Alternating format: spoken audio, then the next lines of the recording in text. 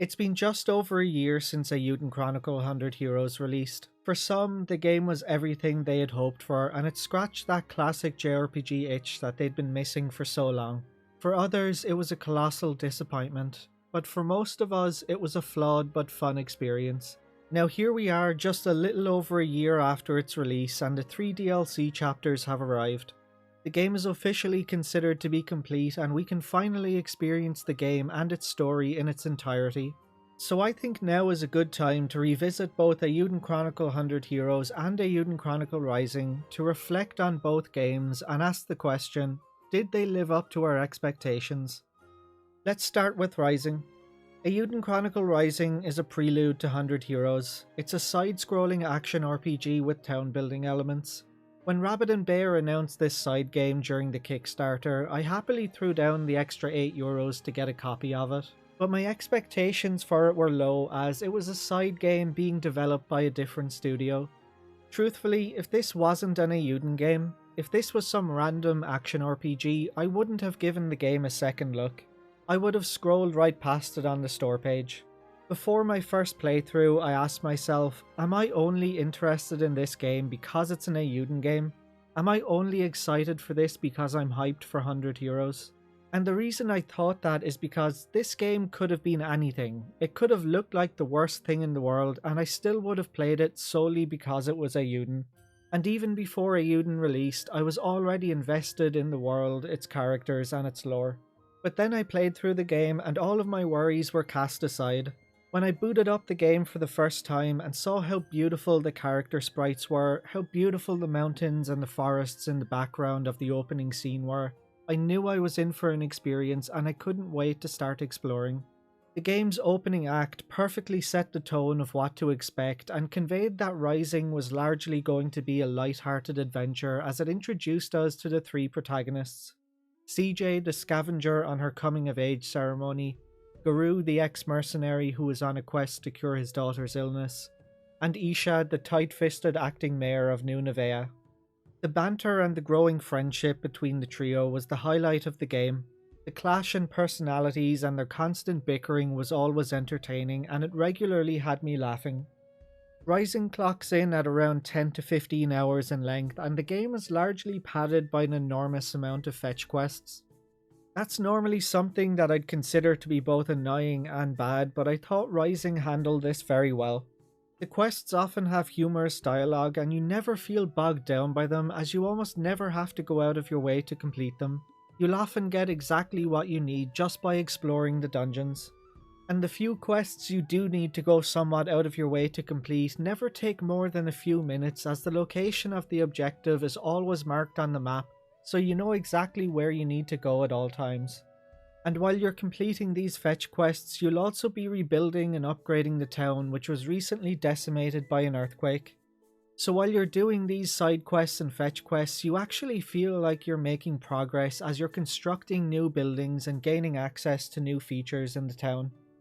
In between all of these largely humorous side quests and fetch quests, Rising does have a serious main storyline where you investigate and explore the recently uncovered rune barrows, and unravelling the mystery of the story does keep you invested.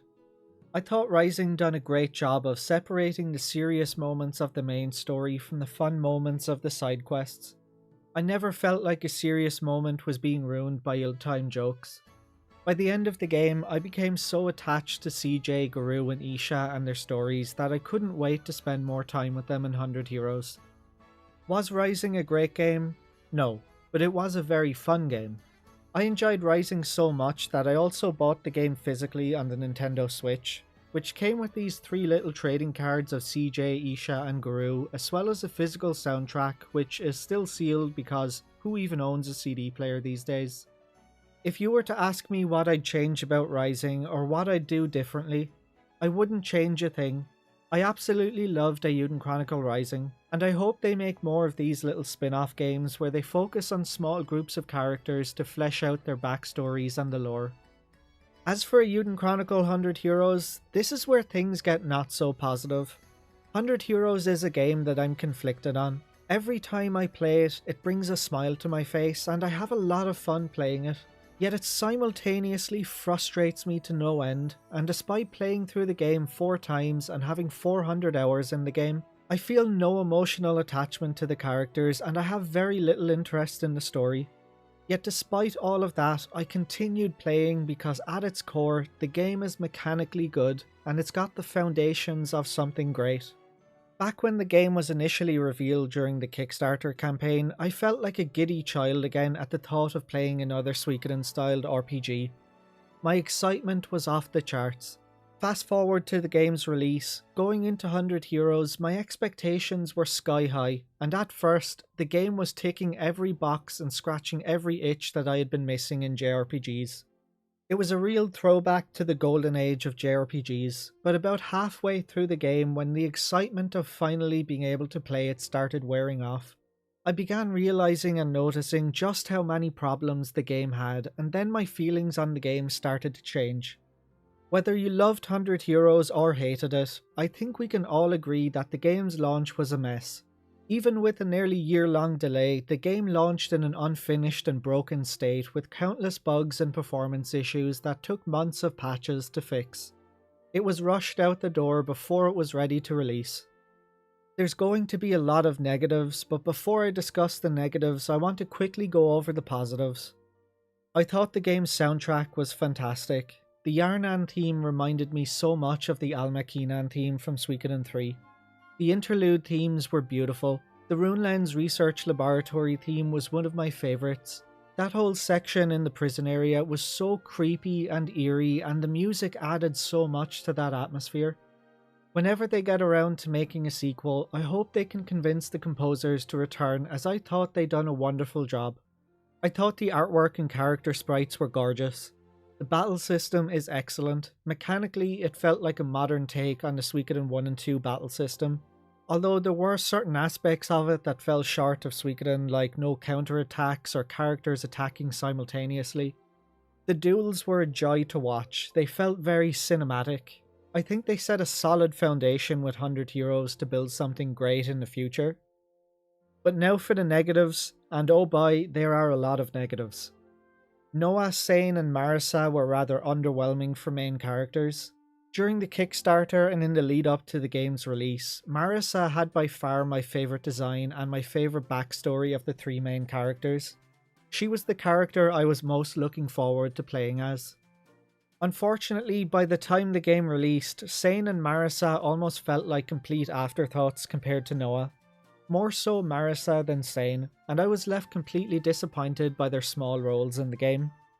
Everywhere you look, the Kickstarter, the trailer, the box art, the screenshot, the banners, the wallpapers, the posters, the strategy guide, the merchandise, these 3 characters are always front and center, and it all heavily pointed towards a trinity system of sorts, a trio of protagonists. I do wonder if they scaled things back after realizing it was probably too ambitious and out of the budget for their first game. Regardless, it doesn't change the fact that those 2 characters suffered from their lack of involvement in the story.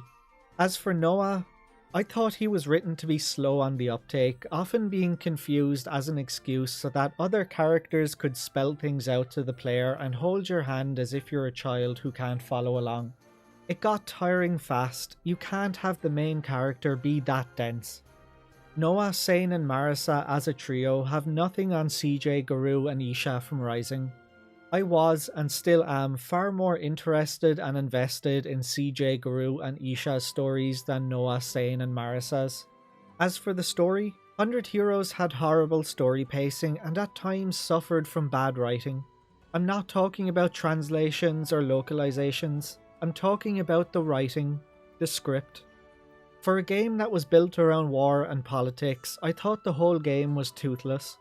It had the mechanics and foundations of a Suikoden game. The core of Suikoden was there, but it lacked the spirit, it lacked the soul of Suikoden. By that I mean the entire war was low stakes and we never really felt threatened. Nothing had any lasting impact. For example, when Noah's village was attacked and burned to the ground, the destruction of his village should have been an impactful moment for the player and for Noah, and when it happened, it did feel that way, for a moment. You can return to the village minutes later and it's like nothing ever happened. The village is completely rebuilt. None of the villagers are dead, and for the rest of the game, everybody acts as if nothing happened. Compare that to Ryubei and Toto Village from Suikoden 2. They were burnt to the ground and most of their inhabitants were killed, and that's how the towns remained for the rest of the game. These acts had lasting effects that were felt throughout the game. You don't feel that in Eiyuden. There's also a complete lack of feeling threatened by the Galdian Empire. We're pretty much left alone for almost the entire game. We rebuild an old castle, we disrupt the Empire's plans of capturing Hishan and successfully defend the city. We wander the world forming new alliances while the Empire sits on their hands and never presses their advantage or makes a move of any kind until we're ready for the next story event. And we both conveniently go for the same thing. Again, compare that to Suikoden where the opposing faction makes moves of their own alongside you, capturing cities off screen while you were away doing other things. Like in Suikoden 2, when you successfully defend Two River, the Highland Army captured Greenhill. You defend territory, you lose territory, and you recapture territory. You are outnumbered and under constant threat and fear of attack. You just don't have that feeling in Eiyuden. Somehow, the Galdian Empire don't even find out the location of our headquarters until the end of the game, despite the fact that it's in a central location very close to where their main force occupying Eltisvice is stationed. The game tries to portray its location as a secret, but it doesn't feel like it is a secret. We redeveloped this rickety old castle into a large town and turned it into a major trading hub that people from all over have heard about and are coming to. Everyone, of course, except for the Galdians. Send your entire spy network and all of your scouts to the gallows because they are useless. Which brings me to Duke Zaldric. I'm not sure how I feel about him. I don't like him and I don't hate him. I'm very conflicted about how they presented him. I like the core of his ideals. He claims he wants the power of the rune lenses to be used for the advancement of humanity and for them to be accessible to everyone, even those with no ability to wield a lens. A noble goal, but his actions say the exact opposite of his words, as everything he'd done appeared to only grow his own power. He's using this end goal to justify his own rise to power by any means necessary because he believes his goal to be for the betterment of humanity. I like that part of his character, but what I don't like is that they tried so hard to make us hate him by telling us about all these bad and terrible things he done, but we never actually see any of these bad things happen. Everything of importance involving him and his bad deeds happen off screen. Why do we love Luca Blight so much? Because we saw firsthand what a monster he was. Why do we love the Mass Bishop? Because we saw the vision that plagued him. We felt his conflict and his pain. With Aldrich, we don't see, we're told. As for the Primal Lens that the story centered around, to say I was underwhelmed by the Primal Lens would be an understatement. Compared to Suikoden where the True Runes had so much lore and story attached to them, the Primal Lens felt like nothing more than generic ancient powerful artifacts. We weren't given any reason to be invested in them the way that we were with the True Runes. And that's something I hope they improve upon in the sequel. They need to unravel some of the mystery surrounding the Primal Lenses and the Rune Barrows and introduce some story to them to get us invested. I thought the war system was terrible. Bland and boring battles that may as well have been cutscenes. The endless bombardment of backer names showing up during war battles was very intrusive and distracting, and the backer paintings and statues were very out of place in the world. I hope nothing like that happens in the sequel. And then you have the ending of the game, which felt rushed and incomplete as a significant portion of it happened off screen. It felt like there was a whole chapter missing, which brings me to the DLC. I discussed the 3 DLC chapters in depth in their individual reviews, so I'll only quickly go over them here. I thought Sane and Marisa's DLC chapters should have been part of the base game.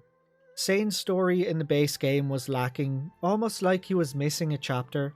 Towards the end of the base game there was a time skip, and following the time skip your group were discussing their next move. During this scene, it's quickly glossed over in a few lines of dialogue that during this time skip, Sane and his group led a covert mission into Galdia to rescue the young Emperor from the control of Duke Zaldric. This was an event that turned the tide of the war and shifted the momentum in your favour. That event was too significant to have happened off screen during a time skip, and it made the ending of the game feel very rushed and incomplete. Sane's DLC chapter covers that exact event. I honestly believe that this was intentionally withheld from the base game to be used as DLC, because if it wasn't, then the base game's ending was simply incomplete with terrible pacing. Marisa, just like Sane, unfortunately didn't have much involvement in the game. Her story and her role in the base game, just like Sane's, felt incomplete, like her DLC chapter also should have been part of the base game. It should have been something that happened near the beginning of the game, between the giant expedition where you found the primal lens in the Northern Rune Barrows and the time skip to Eltisvice. While the Marcus chapter was the only DLC that felt like it should have been a DLC, it was the only one that really added any lore and expanded on the story. I then of course have some smaller complaints. With the exception of healing magic, I thought magic was awful in the early game. Offensive magic didn't become useful until you started getting the higher tier runes. Character balance is all over the place and makes no sense. Prunella is the finest head-scratching example. A dwarven mage whose base attack is an earth-based attack that scales off of her magic stat, but her stat growth is strength, which she gains no benefit from, and her magic stat is pathetically low. She also has terrible rune slots, so you can't even make her good at magic. I thought Unite attacks were completely useless. The SP cost compared to the damage output meant they were never worth using. And lastly, one of my biggest disappointments about 100 Heroes was that we never got to revisit New Nevea. We spent all that time in Rising supporting the villagers, building up the town and upgrading everything, and we became very attached to the town and its characters throughout the game. And when we found out that our save data from Rising could be imported into 100 Heroes and that many characters from Rising would be returning, myself and many others assumed that we'd get to visit New Nevea during 100 Heroes. Unfortunately, we set ourselves up for disappointment as we didn't get to revisit the town that we became so attached to. And I have to say, even now after my 4th playthrough, I'm still very disappointed that we didn't get to revisit New Nevea to see how the town had progressed and developed since Rising. That's not necessarily a fault of 100 Heroes, but I do think it was a big missed opportunity. So did they live up to my expectations? I absolutely loved Rising. I went into Rising with low expectations and it far exceeded those expectations. And dare I say, I actually enjoyed Rising more than I enjoyed 100 Heroes. I would love to see them expand on the Eiyuden world with more Rising style side games in the future. Smaller 10 to 15 hour experiences with a focus on a small group of characters in a single area to really flesh out smaller areas of the world. As for 100 Heroes, it's a tricky one to answer for a number of reasons. While many of us went into Rising with very low expectations, we went into 100 Heroes with high expectations, and I think many of us may have set ourselves up for disappointment by setting our expectations too high. We were all caught up in our hype and excitement, expecting a masterpiece on the levels of Suikoden 2 when we should have been expecting the foundations of a Suikoden 1. So I do believe our disappointment is partially our own fault. But the game also had a number of areas where I felt it was completely lacking and where it under-delivered. The bad story pacing, archaic design choices, poor balancing with magic, unite attacks and certain characters, awful war battles, 2 of the 3 DLC chapters feeling like they should have been part of the base game. There were so many big issues with the game that are hard to overlook. While I can't say it lived up to my expectations, it actually fell far short of my expectations. But that doesn't mean that I didn't enjoy it. For every positive, there's a negative. After 4 playthroughs and 400 hours in 100 Heroes, I certainly had my fun, and I more than got my money's worth. They set the perfect foundation to build off of in the future, and I have faith they'll hit the ground running with the sequel, though I feel absolutely no desire to ever play 100 Heroes again. Before I wrap it up, a question I got asked a lot on my Suikoden ranking video was where would I rank Eiyuden on that list? At the time I put 100 Heroes tied in 4th alongside Suikoden 3, and I put Rising around 9th alongside Suikoden 4.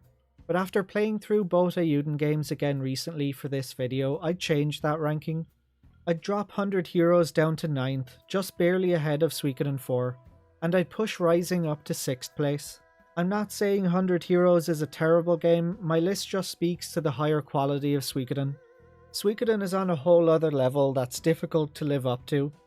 I think Tierkreis and Suikoden 4 have much better stories than 100 Heroes, but from a gameplay standpoint, I think 100 Heroes is much better than them. Anyway, that's it for this video. How did you guys feel about Rising and 100 Heroes? Did they live up to your expectations? Did they exceed your expectations? Or did they fall far short? Let me know your thoughts below. Thanks for watching guys, and I'll catch you on the next one.